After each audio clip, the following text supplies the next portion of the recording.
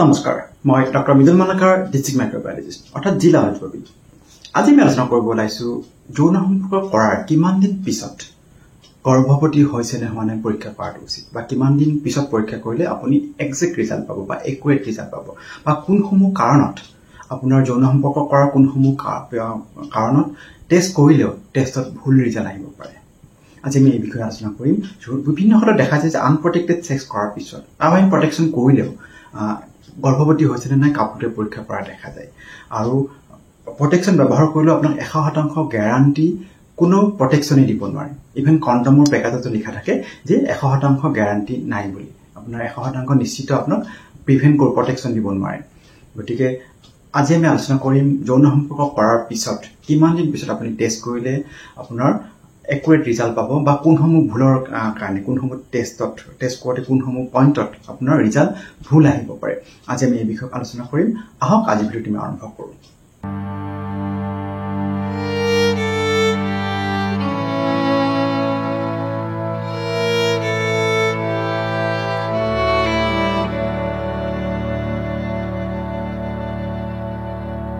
সাধাৰণতে দেখা যায় যে যৌন সম্পৰ্ক কৰাৰ পিছত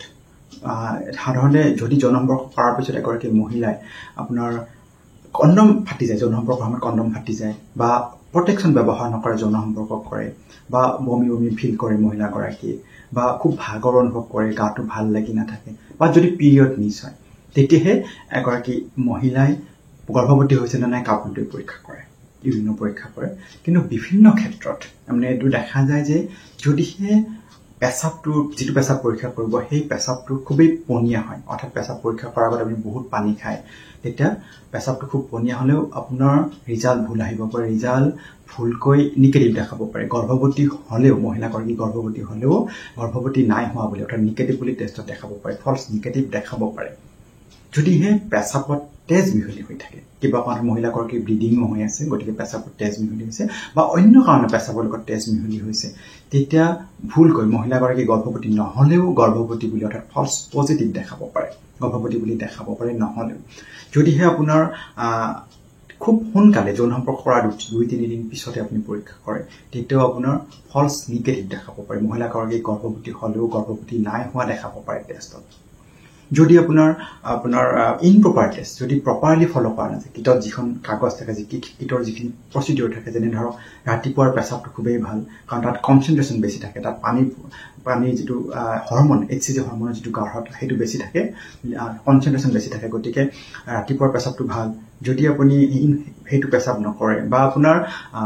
যদি এক্সপায়াৰি যোৱা কিটটো এক্সপায়াৰি গৈছে বা কিটটো ডেমেজ হৈছে যিটো কিটৰ পৰীক্ষা কৰিছে তেতিয়াও আপোনাৰ ভুল ৰিজাল্ট আহিব পাৰে যদি আপোনাৰ মেডিকেশ্যন বা ব্লাড ট্ৰান্সফিউজন বিভিন্ন ধৰণৰ মেডিকেশ্যন লোৱাৰ ফলতো বা ব্লাড যদি ল'ব লগা হৈছে মহিলাগৰাকী তেতিয়াও আপোনাৰ ভুল ৰিজাল্ট আহিব পাৰে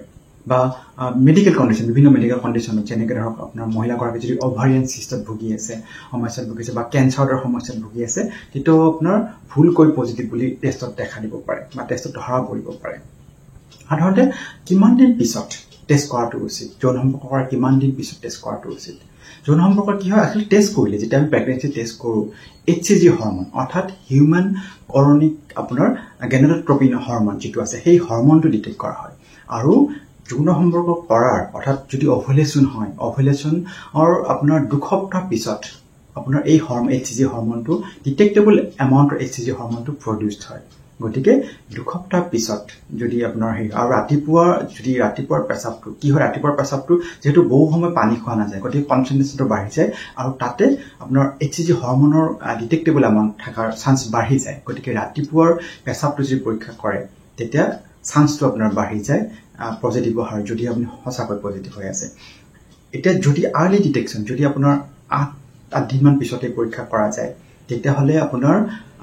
ফলছ নিগেটিভ হোৱাৰ চান্সো বাঢ়ি যায় দ্বিতীয়টো হ'ল কি যিহেতু 2 সপ্তাহ লাগে 10ৰ পৰা 14 দিনৰ পিছত যদি আপুনি টেষ্টটো কৰে যৌন সম্পৰ্ক কৰা 10ৰ পৰা 14 দিনৰ ভিতৰত যদি টেষ্টটো কৰে তেতিয়া আপোনাৰ আৰ্লি ডিটেকশ্যনতকৈ চান্স পজিটিভ হোৱাৰ চান্স বাঢ়ি যায় কিন্তু যদি আপোনাৰ পিৰিয়ড মিছ হোৱাৰ পিছত কৰে তেতিয়া আপোনাৰ খুব ৰিলায়েবল ৰিজাল্ট অহাৰ চান্স বাঢ়ি যায় গতিকে আৰ্লি ডিটেকশ্যনৰ 8 দিনৰ পিছত কৰিলে যে আপোনাৰ পজিটিভ আহিব সেইটো আপুনি ক'ব নোৱাৰে কিন্তু চান্স আপোনাৰ 14 দিন পিছত যেহেতু HCG detectable amount HCG hormone form হোৱাৰ কাৰণে আপোনাৰ 2 সপ্তাহ সময় লাগে অভুলেশ্যনৰ পিছত গতিকে সেইটো বেষ্ট টাইম আৰু ৰাতিপুৱাৰ পেচাবটো খুব বেষ্ট টাইম আৰু যিকেইটা কাৰণত ফলছ ৰিজাল্ট আহিব পাৰে সেইকেইটা কথাত আপুনি গুৰুত্ব দিব আজিলৈ এইখিনি পৰৱৰ্তী পৰ্যায়ত আকৌ এটা বেলেগ বিষয়ৰে আপোনাৰ সন্মুখত প্ৰস্তুত হ'ম ধন্যবাদ নমস্কাৰ